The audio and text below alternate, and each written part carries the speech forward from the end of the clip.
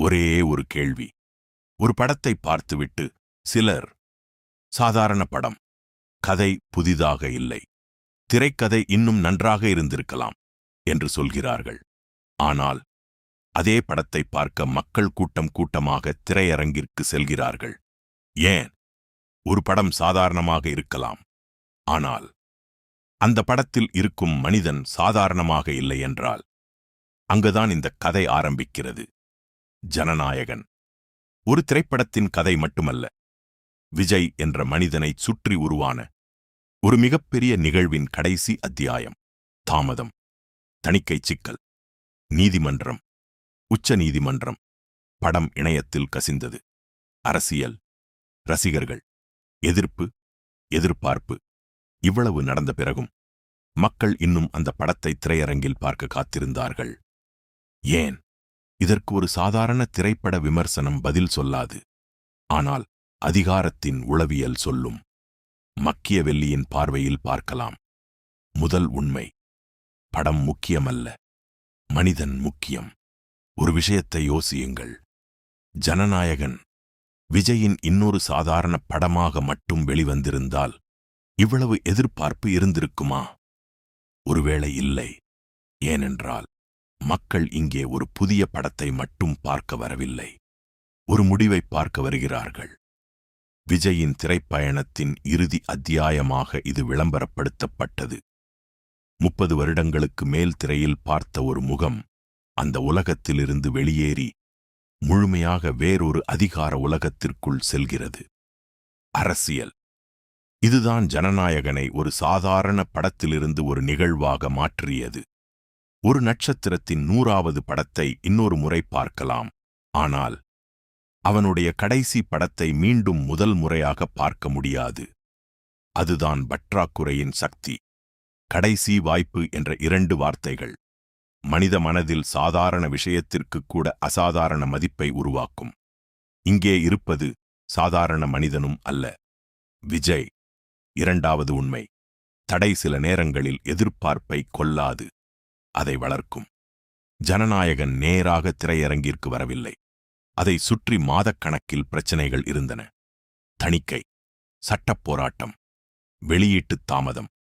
ஒவ்வொரு முறையும் ஒரு புதிய கேள்வி. படம் வருமா? எப்போது வரும்?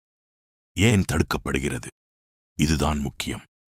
ஒரு பொருள் எளிதாக கிடைக்கும்போது மனிதன் அதை சாதாரணமாக பார்க்கிறான். அதே பொருளை உனக்கு இது கிடைக்காமல் போகலாம் என்று சொன்னால் அதன் மதிப்பு மனதில் அதிகரிக்கிறது. இதுதான் பற்றாக்குறை உளவியல். ஜனநாயகனுக்கு நடந்த ஒவ்வொரு பிரச்சனையும் படத்தை மறைய வைக்கவில்லை, மாறாக படத்தை செய்தியாக வைத்திருந்தது. ஒரு நாள் தணிக்கைச் செய்தி, இன்னொரு நாள் நீதிமன்றச் செய்தி, மற்றொரு நாள் வெளியீட்டுச் செய்தி. படம் திரையில் வருவதற்கு முன்பே அது மக்களின் மனதில் ஓடிக்கொண்டிருந்தது. இது திட்டமிடப்பட்டதா? இல்லை. அப்படி சொல்ல ஆதாரம் இல்லை. ஆனால் விளைவு என்ன? தடை தானாகவே விளம்பரமாக மாறியது. அதுதான் அதிகாரத்தின் விசித்திரமான விதி.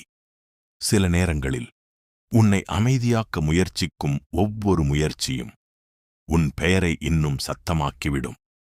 3வது உண்மை, பிறகு நடந்தது யாரும் எதிர்பார்க்காத ஒன்று. படம் திரையரங்கிற்கு வருவதற்கு முன்பே இணையத்தில் கசிந்தது. சில காட்சிகள் மட்டும் அல்ல, முழு படம் இணையத்தில் பரவியதாக செய்திகள் வந்தன. தமிழ்நாடு சைபர் குற்றப்பிரிவு விசாரணை நடத்தியது. பலர் கைது செய்யப்பட்டனர்.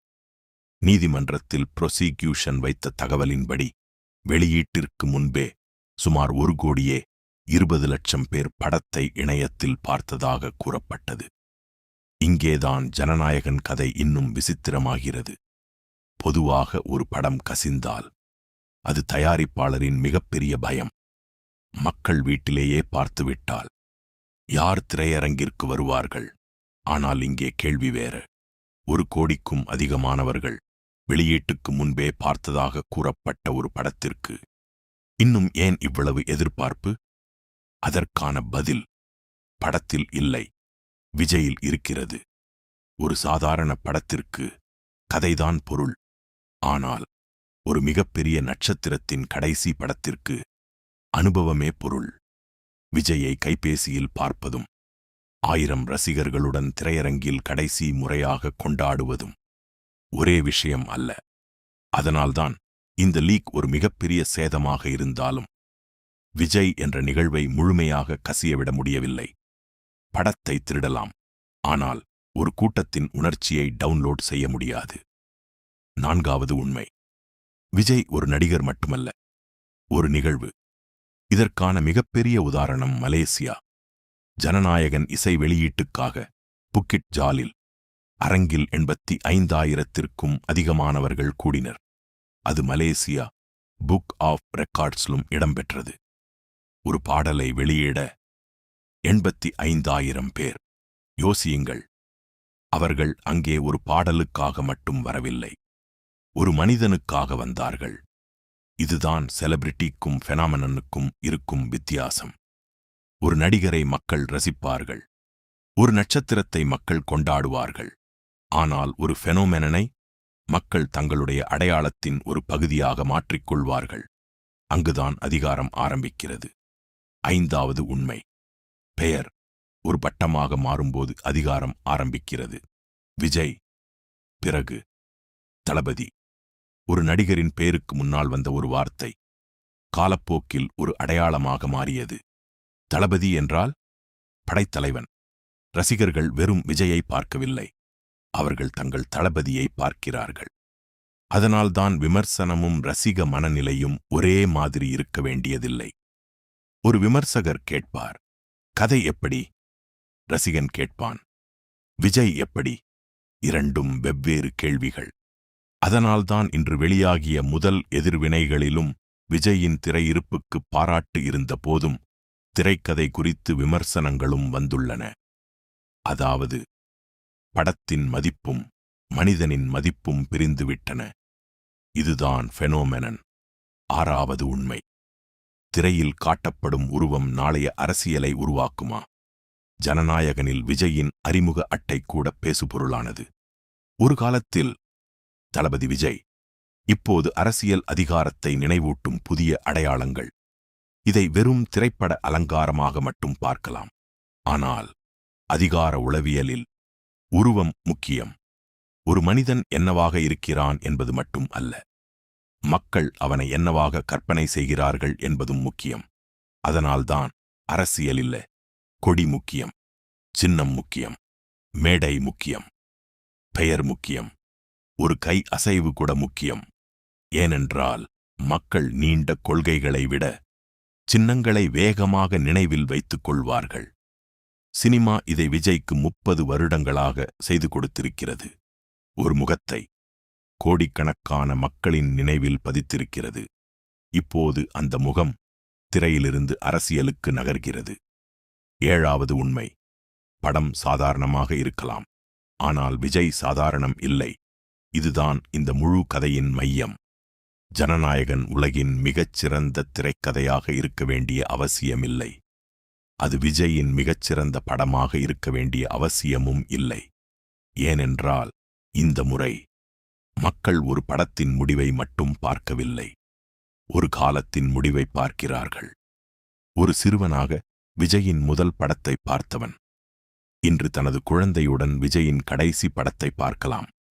அந்த மனிதனுக்கு இது வெறும் திரைப்படமா? இல்லை, அது அவனுடைய வாழ்க்கையின் ஒரு பகுதி. அவனுடைய இளமை, அவனுடைய நினைவுகள், அவனுடைய கொண்டாட்டம். அதனால்தான் ஒரு நட்சத்திரத்தின் சக்தியை விமர்சன மதிப்பெண்களால் மட்டும் அளக்க முடியாது. இப்போது ஆரம்பத்தில் கேட்ட கேள்விக்கு திரும்புவோம். ஜனநாயகன் சாதாரண படமா? சிலருக்கு அப்படித் தோன்றலாம், சிலருக்கு மிகப்பெரிய கொண்டாட்டமாக இருக்கலாம்.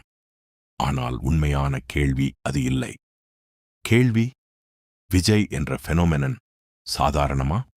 அதற்கான பதிலை ஒரு விமர்சனம் சொல்ல வேண்டியதில்லை.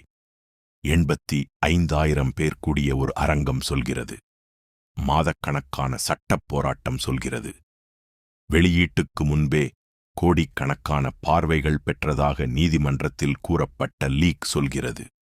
இன்னும் திரையரங்கிற்கு செல்லும் கூட்டம் சொல்கிறது. ஒரு திரைப்படம் கசிந்தது, ஒரு வெளியீடு தாமதமானது. ஒரு திரைக்கதை விமர்சிக்கப்பட்டது. ஆனால் ஒரு மனிதனைச் சுற்றி உருவான கதையை அவை நிறுத்தவில்லை. அதுதான் மக்கியவெல்லிய பார்வையில் அதிகாரத்தின் மிகப்பெரிய ரகசியம். அதிகாரம் என்பது நீ உன்னைப் பற்றி என்ன சொல்கிறா என்பதில் இல்லை. மக்கள் உன்னைப் பற்றி எந்தக் கதையை நம்புகிறார்கள் என்பதில் இருக்கிறது. ஜனநாயகன் ஒரு திரைப்படம். ஆனால் விஜய் ஒரு நடிகர், ஒரு அடையாளம்.